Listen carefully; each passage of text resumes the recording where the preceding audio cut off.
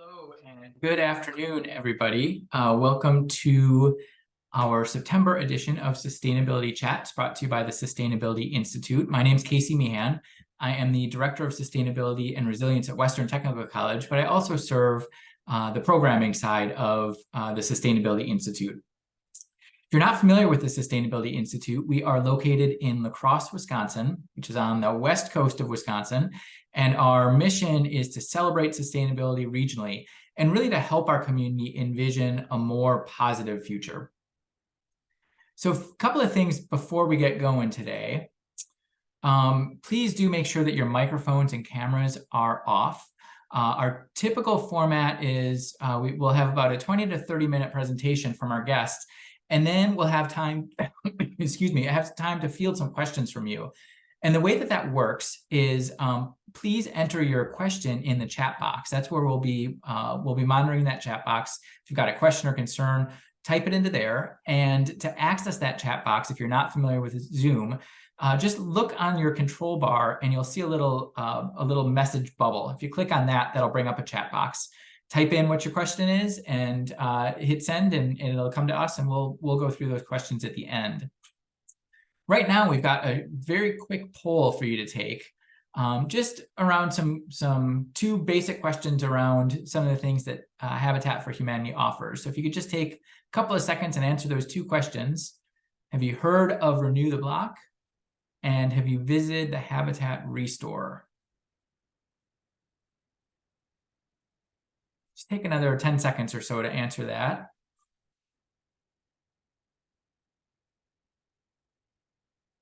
All right, great. It looks like most people have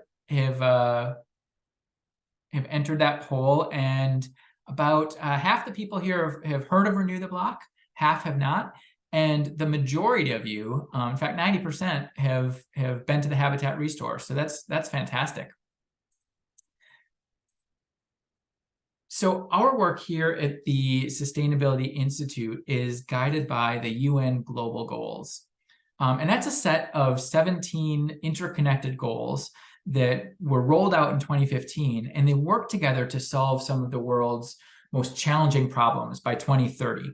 And you'll notice that these are really broad, and they're not, it points sustainability into not just environmental stewardship, but really there's goals, for instance, about ensuring equitable access to basic services. Some of the goals are about reducing inequalities. Some of them are about fostering innovation and resilience.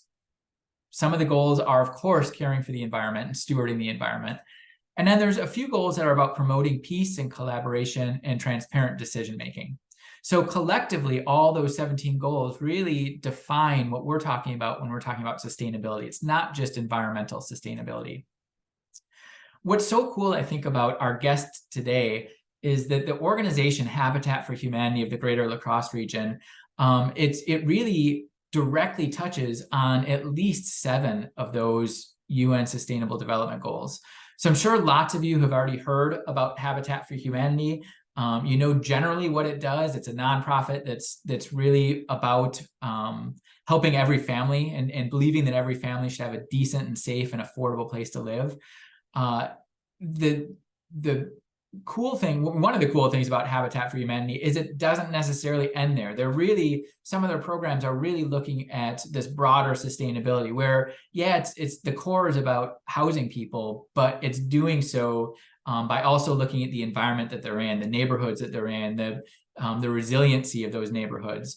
So we are really lucky today to be joined by Kaya Fox, who has been the executive director at Habitat for Humanity of the Greater La Crosse region for over 7 years now. Before taking on that role, Kaya was the housing assistant director for CooleyCap, and she's got over 20 years of affordable housing experience. She's worked with a variety of housing and community development programs, including housing rehabilitation, home purchase, weatherization, housing counseling, flood assistance, land trust housing, and new housing construction. She works extensively with low-income families, and Kaya has a very strong commitment and understanding of the issues faced by individuals in poverty. So Kaya, thank you so much for joining our sustainability chat today. And the floor is yours. I'm going to stop sharing my screen and feel free to take over. Thank you so much, Casey. It's a pleasure to be with everybody today. So I'm going to start sharing my screen and we're going to talk um, kind of broadly and then also in detail about kind of what Casey was talking about. A lot of people understand what Habitat for Humanity is on a general level. And I think when you first think of Habitat for Humanity, that idea of habitat and sustainability are things that maybe you're questioning how those two come together. So we'll talk a little bit broadly about that and then focus specifically on the different programs that we operate at Habitat and how we are working to integrate sustainability into everything that we do. So our vision at Habitat for Humanity is we want a Coulee region with ample quality housing options and healthy, sustainable communities for all. And I think that vision that we have really talks about why we have embraced sustainability in the things that we do at Habitat. So I think you can throw a rock and not miss anybody who hasn't heard about the affordable housing crisis that we are in right now. If you take a look at the state of Wisconsin, the average person living in Wisconsin cannot afford an average home in our state. So what we do at Habitat for Humanity is try to break down those barriers and build equity for individuals looking to own their homes. When we look at the affordability housing crisis, it impacts a large number of people in our community. And what we look at Habitat for Humanity is for individuals who have a hard time finding access to safe, affordable housing, regardless of where they are in the spectrum. So we're looking at individuals who struggle at various levels of their housings, all the way from homelessness through affordable home ownership.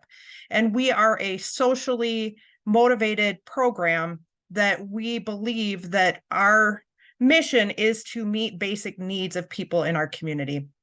So this just kind of goes to show you where that crisis is coming from.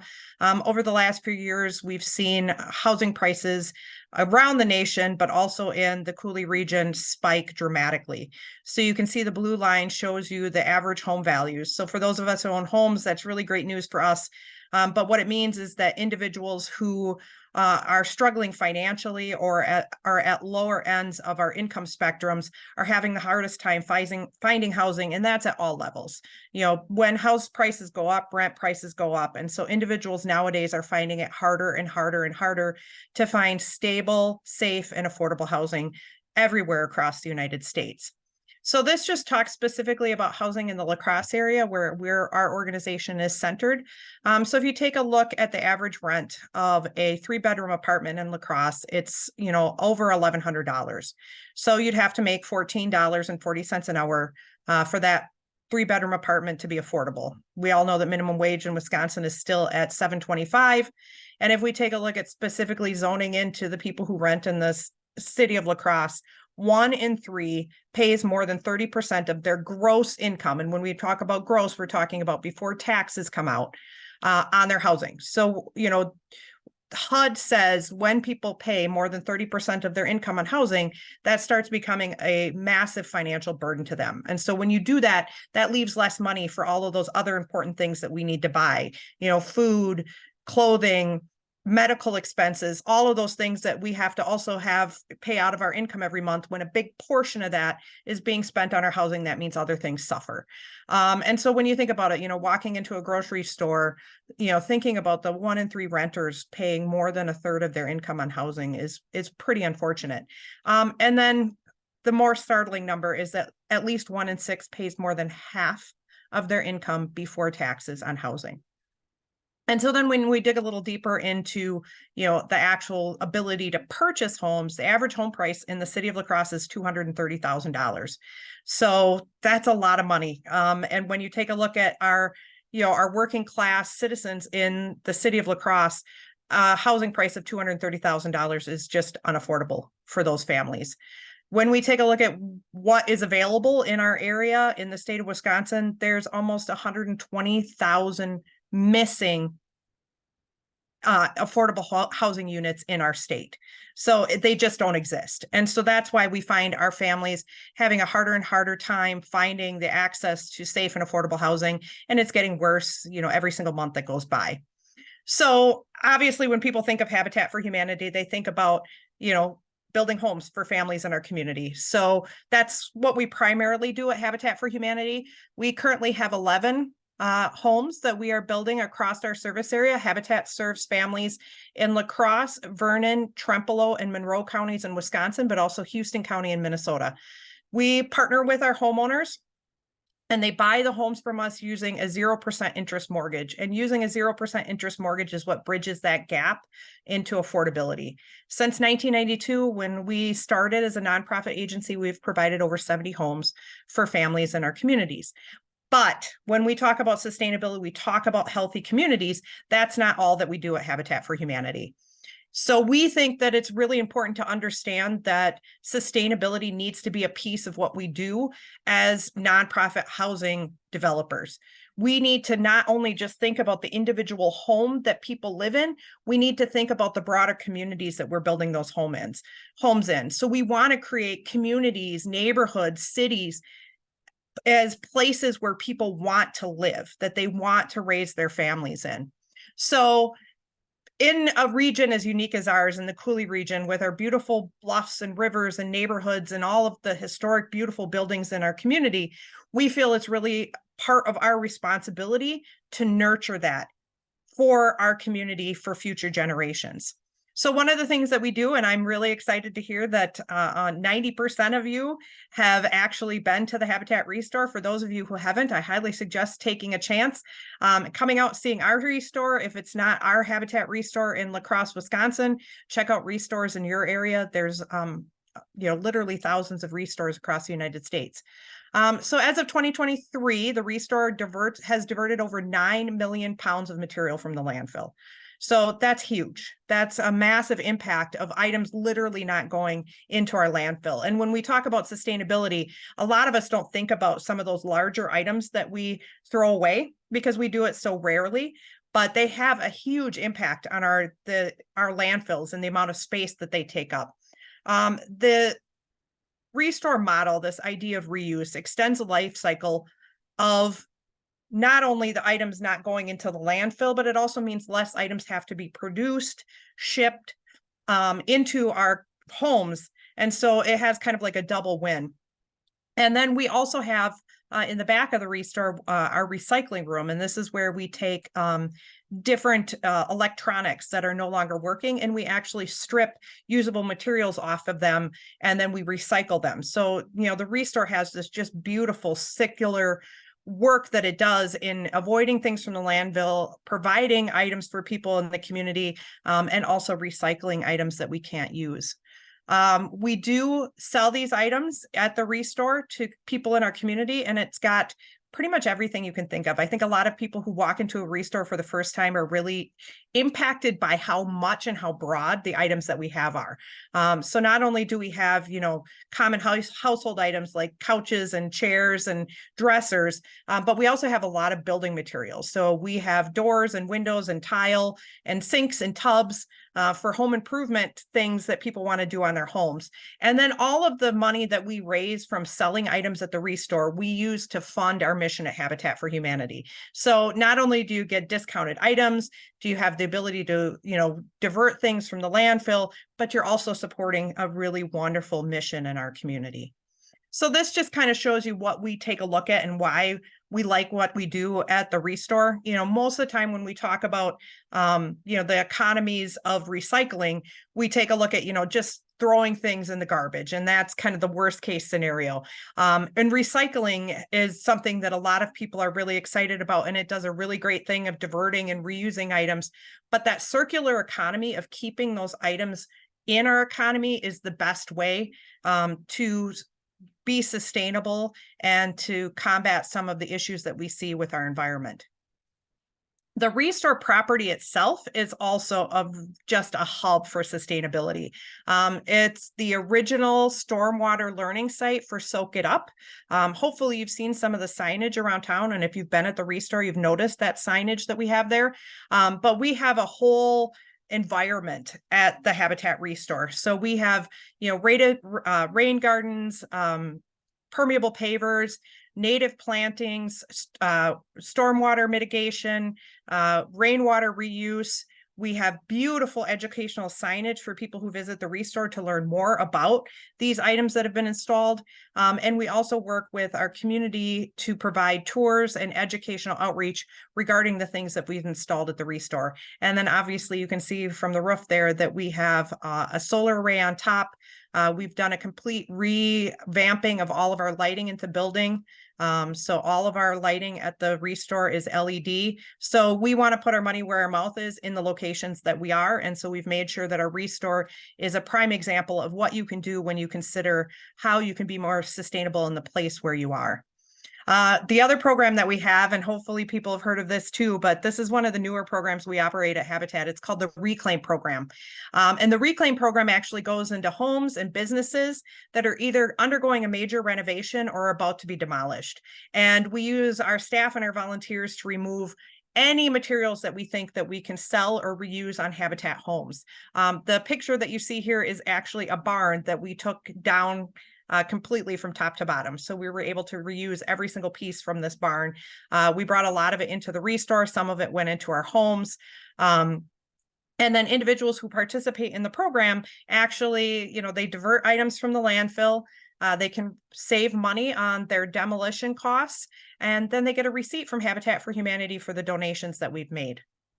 And then the final thing that the Reclaim Program does is it's that ability to salvage those really beautiful and unique historic items that we sometimes don't think about when we're doing a demolition. But homes have a lot of really beautiful, unique things that we want to keep in our environment.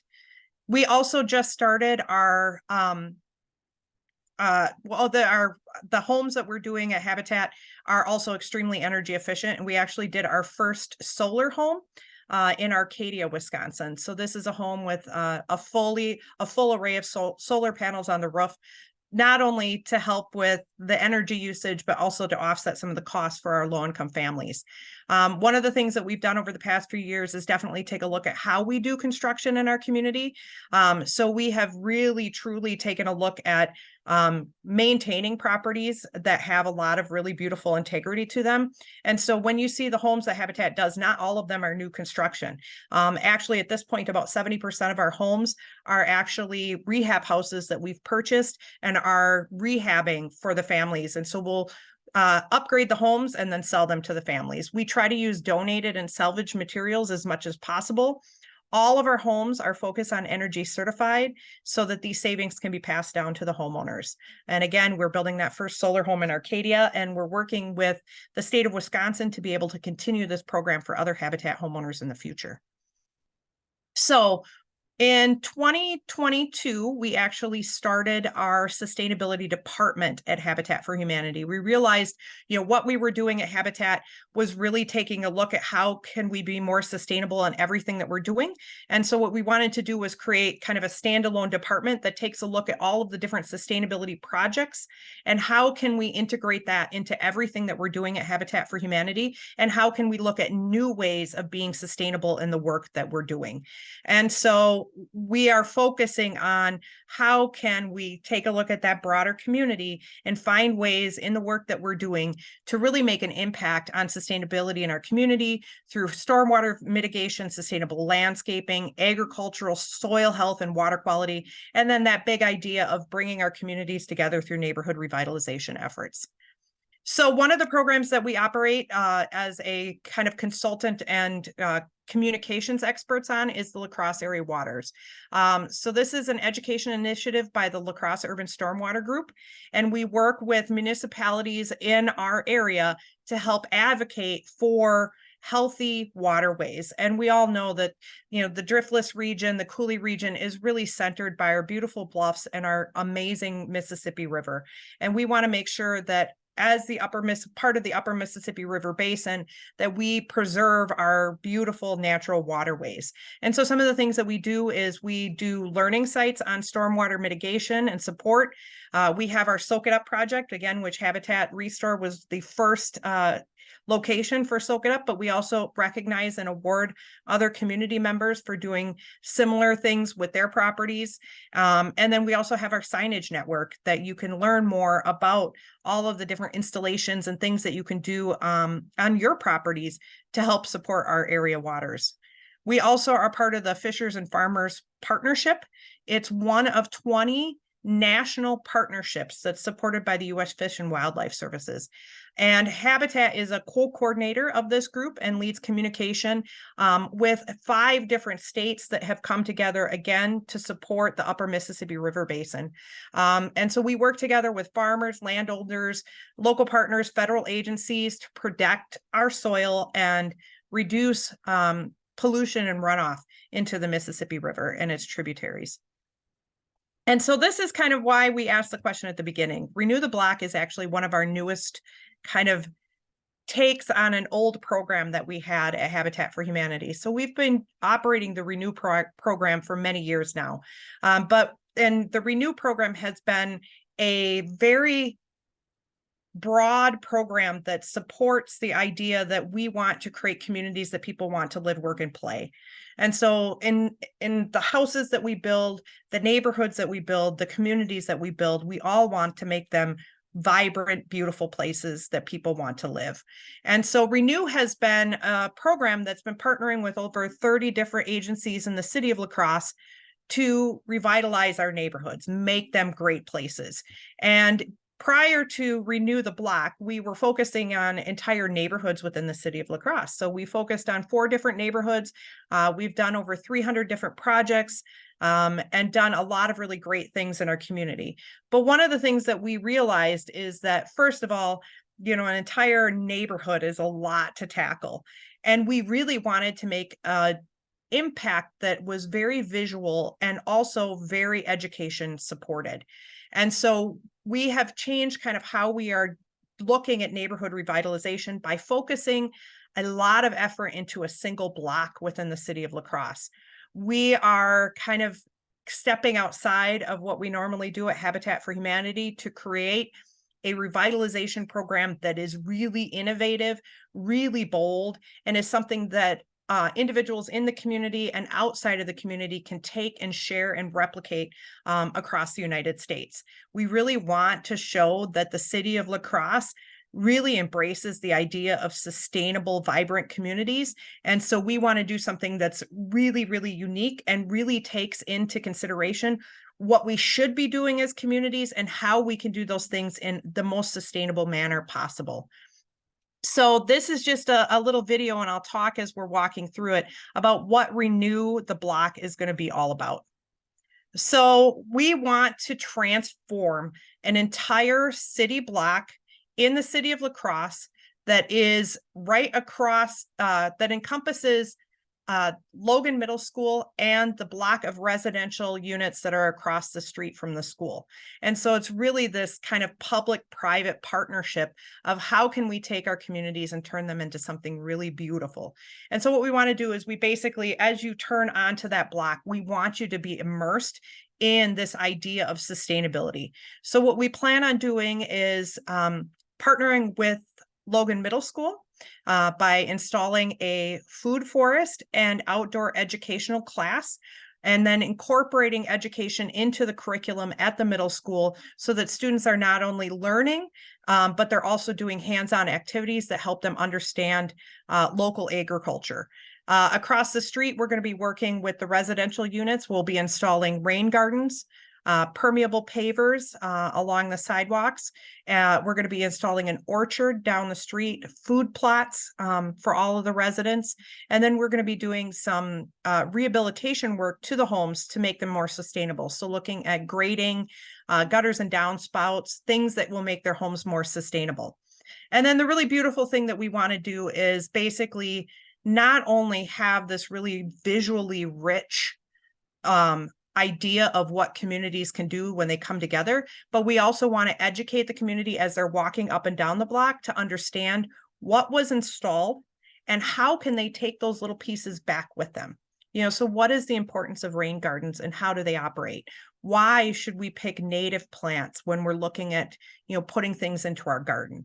Why, if we're going to be redoing our driveways, do we need to think about water runoff, and why is that important?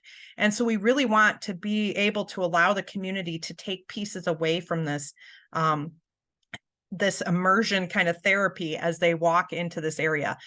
We are partnering with Coulee Region Ecoscapes and Grow Crosse to make this wonderful citywide revitalization effort that we can then help other communities embrace as well. And so we're going to be doing, again, different types of home repairs, this idea of urban agriculture and education, stormwater mitigation. We're going to be hosting classes in the community with our community partners, helping people understand that, the way that we approach what we do in our communities needs to shift. We all understand, climate change is a reality. We are seeing impacts from it every day. And so kind of the way we've been doing things is something that we need to take a step back and think of how we can do it differently, how we can incorporate these things into the world in which we live in, and that it's not a difficult thing to do, that it is something that we can all take home, that we can all share, and we can all start practicing better ways of making our communities. So here is just kind of an idea of what it would look like. You can see the orchard on one side. As people are walking down the block, they're just seeing this vision of a community and this idea of how neighbors and the community can come together to make better neighborhoods, better blocks, better streets.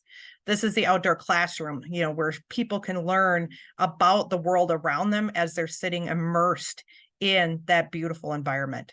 So that is it. That's what we do at Habitat for Humanity to support sustainability. We also have a lot of different initiatives that we're kind of working on. We're looking at solar farms.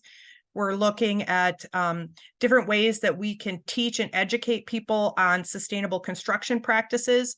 And we're really excited about what we're able to do. We have this long history of sustainability, but we're really putting our heads together on how we can do more in our community. And if you are interested in what I was able to just kind of share with you, there's a lot of different things that you can do to help us at Habitat for Humanity. Obviously, you can make donations to our organizations that can help us move forward our sustainability efforts. Obviously, volunteering is a big piece of what we do at Habitat for Humanity. So you can help by signing up to volunteer at the Restore, signing up to volunteer on a construction sites, or volunteering for any of the other programs that I talked about today. And then the biggest piece that you can do is just share, spread the word, help people understand that sustainability isn't just about organizations that are completely dedicated to sustainability as a whole, but also how can we reimagine all of the work that we do in different nonprofit organizations, different businesses, different communities, to make sure that we're thinking about sustainability as we're moving forward with our missions and with the work that we do. So thank you. Any questions? Wow, Kaya, you guys are doing so much there. It's incredible. Thank you so much for sharing all that. And yes, we definitely have some questions rolling in. Let's start with what you were talking about last with Renew the Block. So first of all, a couple of questions around just how did Habitat choose that particular block to work with? And if you could be more specific, which streets are we talking about in front of Logan Middle? So I guess let's start there. Yeah, absolutely. So we definitely, when we were taking a look at reimagining our Renew program and focusing on a block, we wanted our first project to be big and bold. And we wanted it to be tied to our school system and making sure that we're incorporating education for kind of our young minds as we identified education about sustainability as one of our goals. And so absolutely partnering with one of our local schools was a priority. One of the things we realized when we started looking into the different school systems and the things that they have incorporated into their curriculum is that Grow Crosse has done an amazing job over the last few years of really incorporating, sustainability and urban agricultural into our elementary schools. And so, our young minds are learning a lot about, nutrition and growing. And then the La Crosse School District actually just incorporated agriculture into their high school curriculum. And so they've got a full-time agricultural teacher that's going to be teaching that at the high school level. So we saw there's this gap in between where, our middle school students are kind of missing all of that. And what we want to do is we want to work to create a sustainable and course of learning for our students in the La Crosse school district. So, you know, being able to get that basic education as elementary kids, continuing through the middle schools, and then some higher end learning on agriculture at the high school level. So this will create kind of this continuity of, you know, sustainability education and agriculture through our different grades in the La Crosse school district. And then Amy, do you want to chime in on the actual location? Yeah, I can do that. Hi, everybody. I'm Amy. I'm the Sustainability Director with Habitat. I was actually just going to share my screen with everyone. Can you guys see the site plans? Yep. These are the site plans for Renew the Block.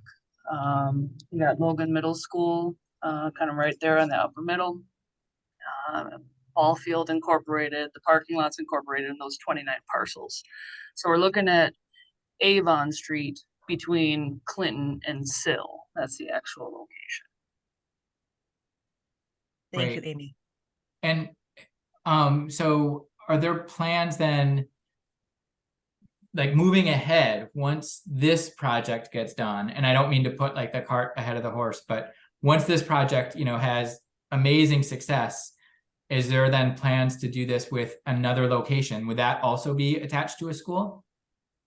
Yes, and so that's kind of our idea, is not only to create kind of these little microcosms of replicability, you know, so people come on the block, they take things home with them.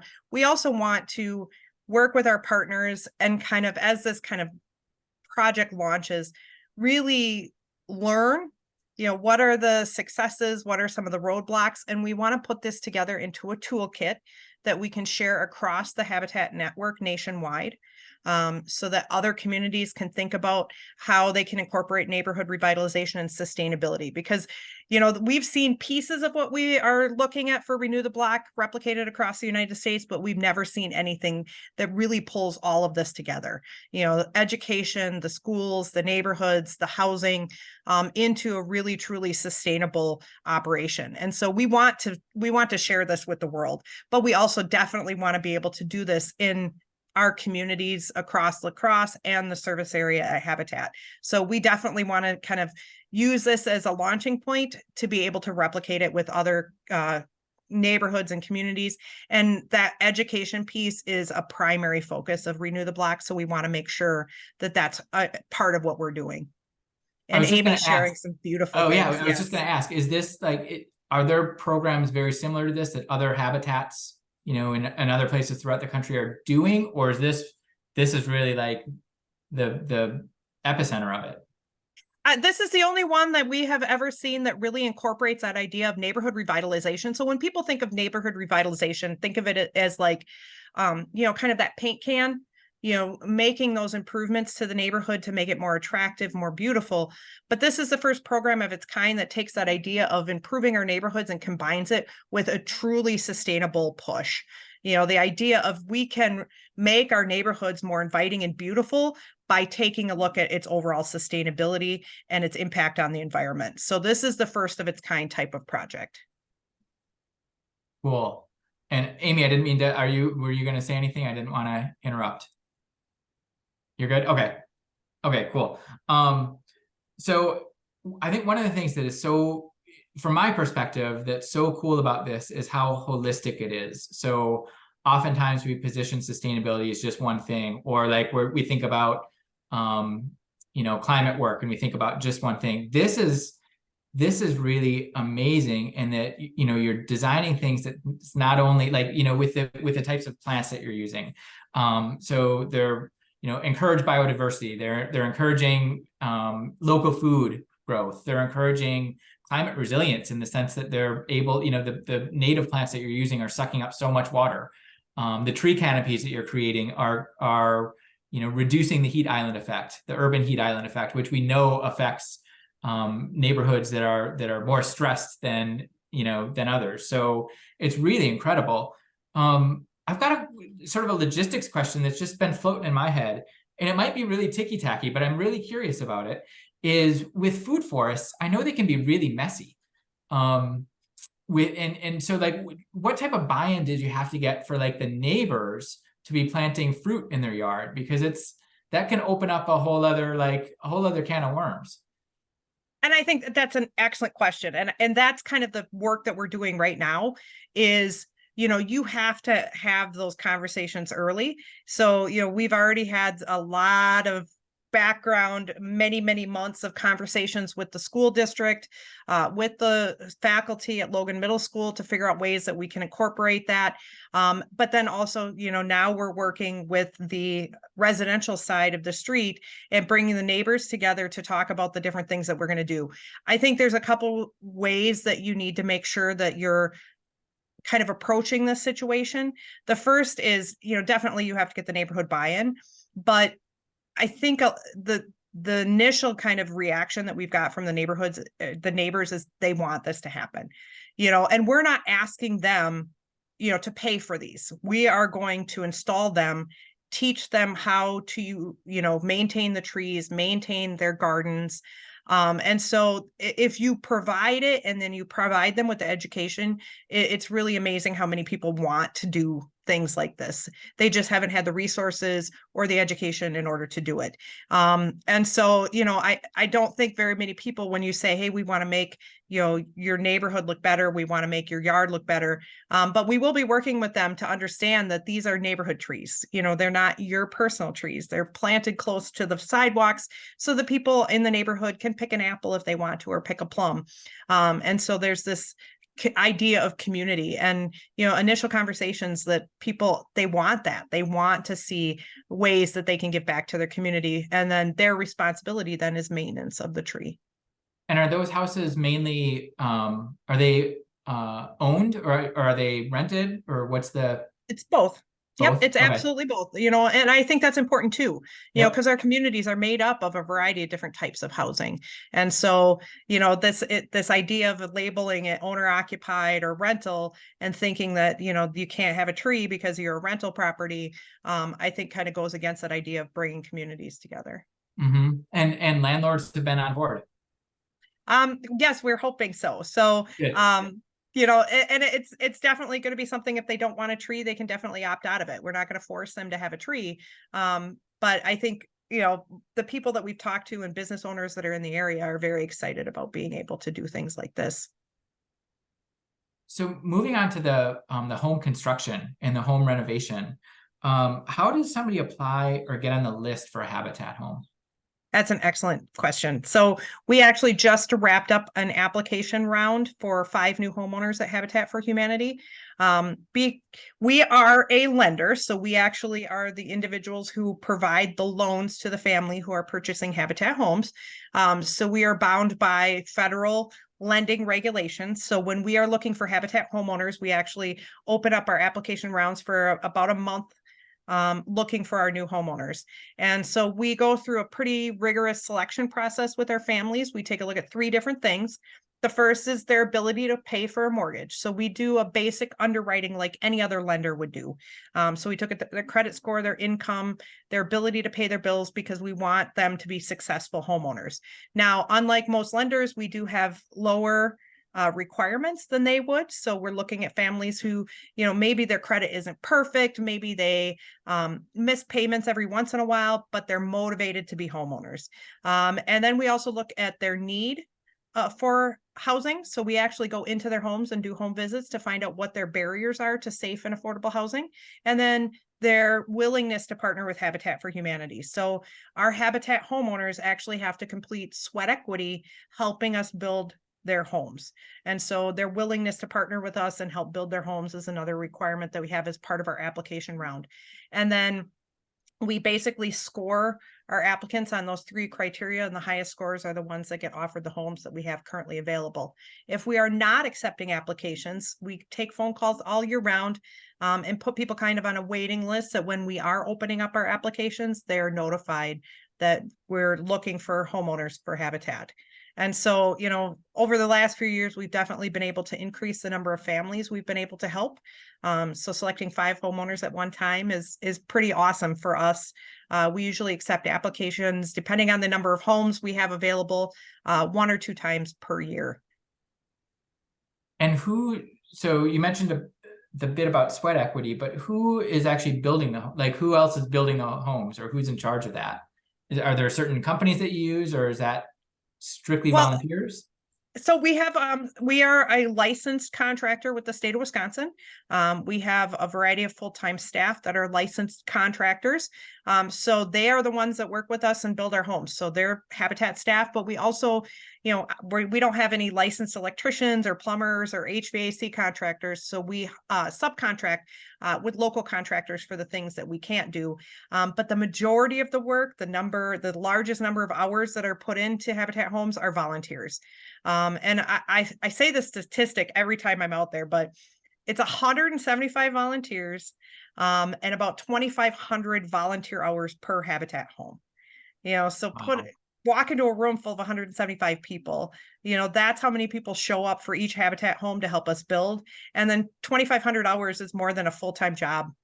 And so that's a lot of people that are there to help and understand the need of families in our community. Mm-hmm. That's great. That's a really a fun statistic to share for sure.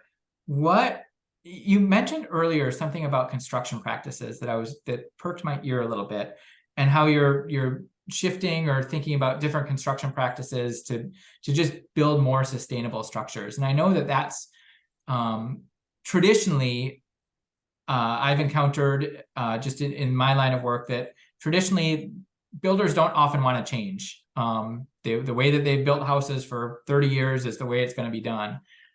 So how are you overcoming that barrier? Oh, it's a difficult one. I think one of the things that we have learned at Habitat for Humanity is that, anytime you kind of shift from the norm, you have to take a step back first and talk about who are your partners in the community and who do you need to talk to first to kind of help with that educational piece when you're making those shifts. And so a lot of people love the traditional way of doing things.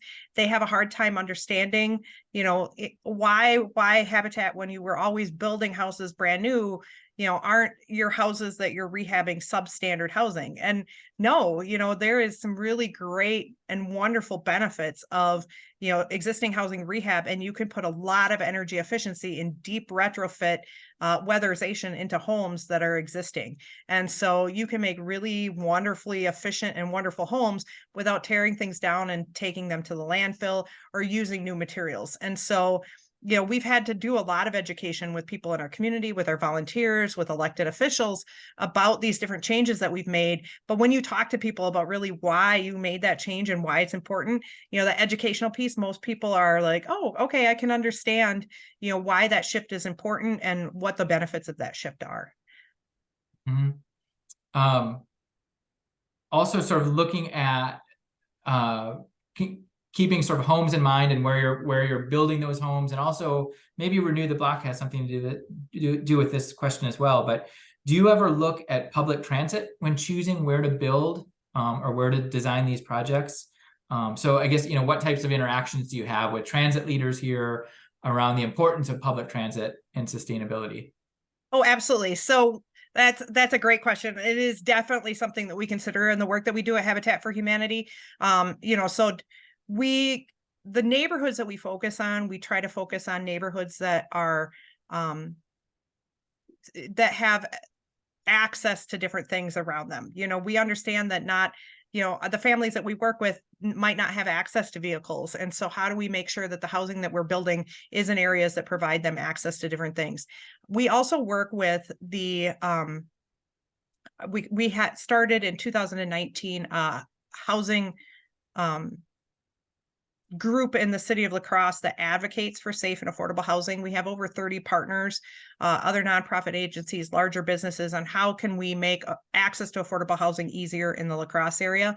And one of the things that we talk about is, how our cities are composed.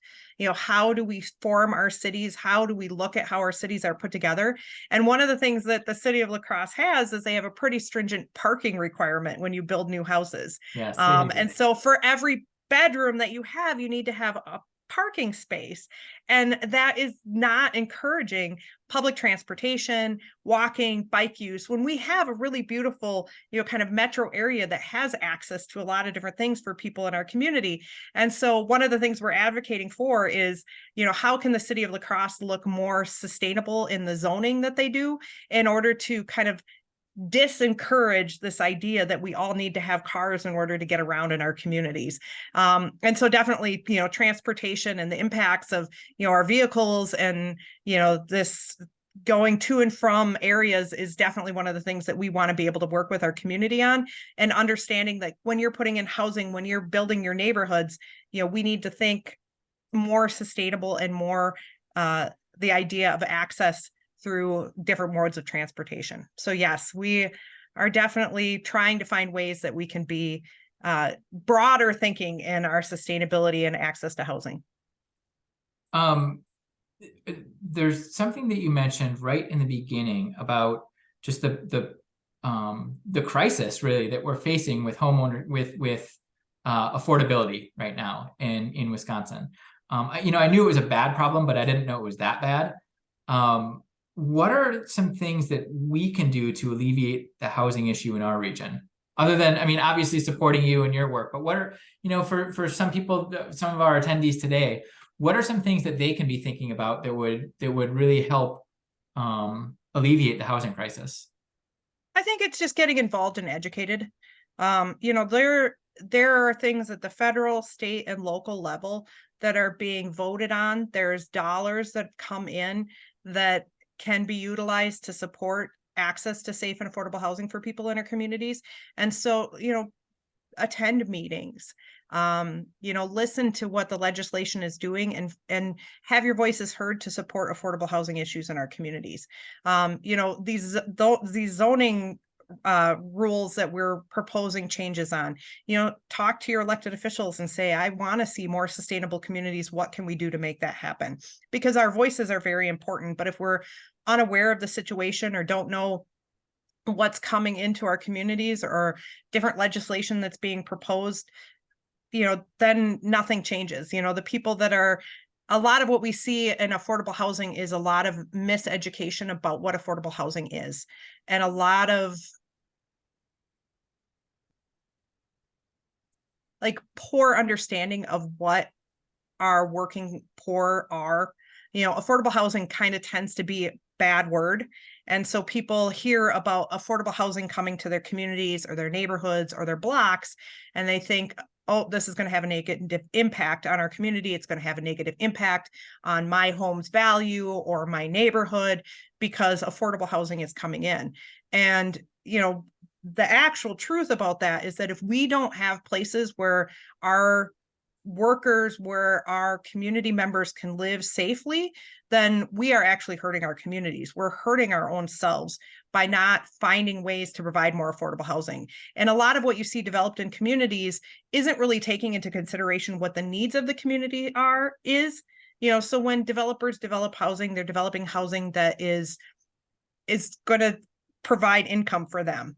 And right now, affordable housing is not a way to make money. Developers aren't building, those starter homes because those starter homes are just far too expensive anymore.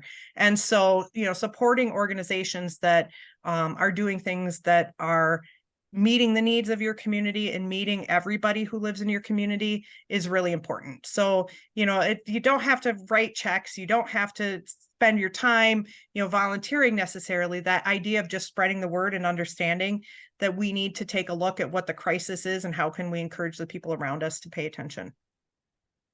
And Kaya, one final question for you. You've been involved in the community for years in this region. What excites you about where La Crosse and this region is heading? Oh, I just love the collaboration that we have in the city of La Crosse, and that there are so many ways that people can come together to create really unique approaches to issues in our community, so sometimes these partnerships are things that I wouldn't have even thought about, but then you find some type of commonality or issue that people can be kind of connected on, and you can take things in different places and broadcast them farther by working together. And so, the Sustainability Institute is a beautiful example of how, a housing organization and an organization that's, centered on sustainable communities can come together and do really great things together. Got it. Got it. Thank you so much. And thank you for your time today and your positivity and your message and all the work that you and your team are doing at Habitat. It is really, really amazing. And I'm so grateful that you had some time today to share with us and with our attendees. So everyone who's in attendance today, thank you so much. If you enjoy programming like this, this is all free and open to the public. And if this is something that you think is valuable and you enjoy stuff like this, please do consider becoming a member of the Sustainability Institute. It's really easy to do. You simply go to our website at sustaininstitute.com, and you'll see a button right in the upper right corner that says become a member or donate. And so click on that button and choose a level that you think is comfortable for you.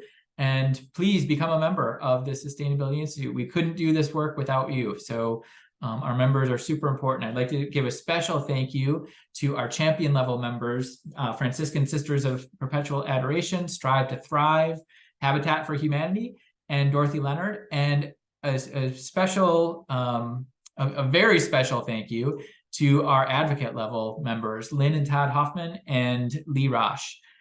You should see a poll on your screen right now that gives just some feedback to us at the Sustainability Institute as to how this programming, what this programming meant to you. So please take a few seconds to finish that poll. And moving forward for the fall here, we have a lot of things coming up here from the Sustainability Institute, which we are very excited to share. Coming in September 21st at the Lunda Center, that's on Western's campus in La Crosse, we have Wisconsin Water's Issues and Actions program, which is a partnership between the Sustainability Institute and Wisconsin Watch and the Milwaukee Journal Sentinel. So there are some reporters that are actually embedded in the area, and they're doing work specifically on the upper Mississippi watershed. And so they'll be presenting some of their findings and some of their reporting at that session on the 21st. And then we'll also have a panel of local experts who are doing some work in water as well to give sort of their thoughts about that reporting. So please join us. It's free. 7 o'clock on September 21st at the Lunda Center at Western Technical College. Our next sustainability chat will happen on October 10th, and that's with Community Conservation, which is a group that has a branch in Viroqua. However, they're doing work that is international in scope. So it's a pretty amazing group that you should know about. And then finally, November 14th, we have our annual Inspiring Sustainability Awards program, and that's at the La Crosse Distillery. It'll be 6 p.m. November 14th, where we recognize an individual and an organization for doing some really amazing sustainability work over the past year. So join us at the La Crosse Distilling Company. It's a lot of fun. We have good drinks and good food and just celebrate sustainability in the area. So I would encourage you to check that out. You can find more information and RSVP for any of these events at sustaininstitute.com/upcoming events. You can also find, you'll be able to find a video playback of this presentation in the next couple of days at our Spotlight blog on our site. So once again, Kaya, thank you so much for joining us. And for those of you who attended today, thank you for listening and for your attention, and hope to see you at some of our events this fall. Bye, everyone.